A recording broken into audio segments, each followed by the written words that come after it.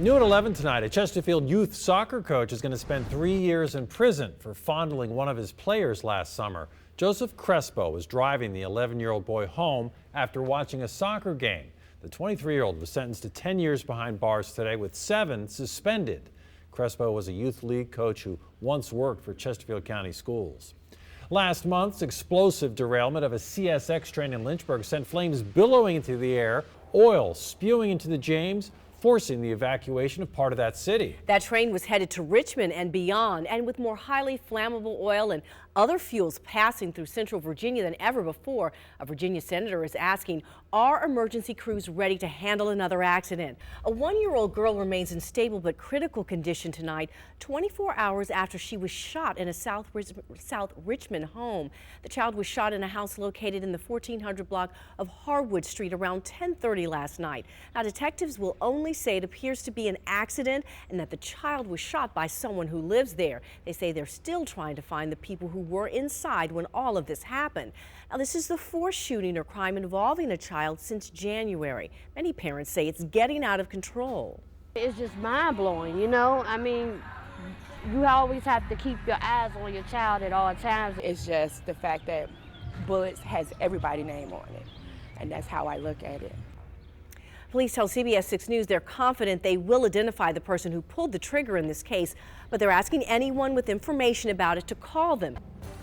A terrifying crime. A 12-year-old girl lured into the woods and stabbed 19 times. What's even more chilling is who police say carried out the brutal attack. A wild ride caught on camera. A car speeds through a park full of children. You have to see what one man does to make sure this car doesn't hurt anyone during its joyride. Some say a Tennessee woman goes to the extreme to include her newborn in her wedding. Now some are calling it a case for child services, but her family says not so fast. What they say is the truth behind this picture. It's now gone viral.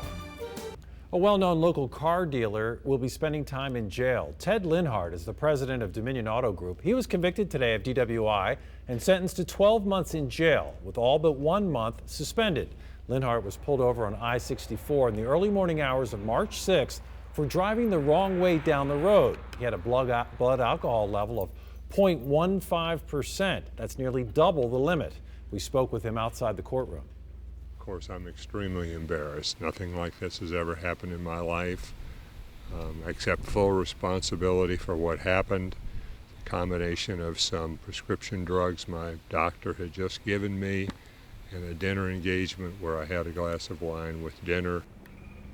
In addition to jail time, Linhart has to pay a fine and has lost his driver's license for 1 year.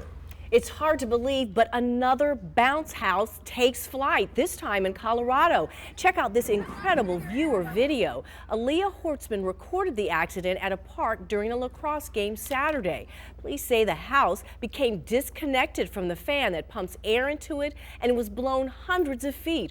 2 children were inside at the time. Neither of them was seriously hurt. Now, this comes just 2 weeks after 2 little boys, ages 5 and 6, were seriously hurt when a gust of wind took their bounce house airborne in New York. The boys fell 20 feet to the asphalt, and a 10-year-old girl who was in the house suffered minor scrapes. A wild ride caught on camera in Utah when a 14-year-old takes a dangerous drive through a busy park. Police say the boy stole his grandfather's car, then hit the gas and drove through the park, nearly hitting several children who were there. Take a look. Hey, you guys, watch out. They'll come. Get out of the way. My heart dropped. I honestly thought one of those kids was going to die. Well, the chase came to an end when a quick-thinking parent jumped into his truck and, as you see there, rammed the car. Fortunately, no one was hurt. Something old, something new, something borrowed, something blue. Many brides follow that old saying when picking out accessories for their wedding day, but this Tennessee woman chose to wear her 1-month-old daughter, whom she actually attached to the train of her dress. This picture is getting a lot of feedback online and plenty of backlash from people worried about the baby's safety. Now, it may look shocking, but relatives of the bride say this photo isn't what it seems. People saw the picture and they just like, oh, the baby being dragged up the aisle. The baby was not dragged. The baby was laid on the train for the photo shot of them coming into the wedding.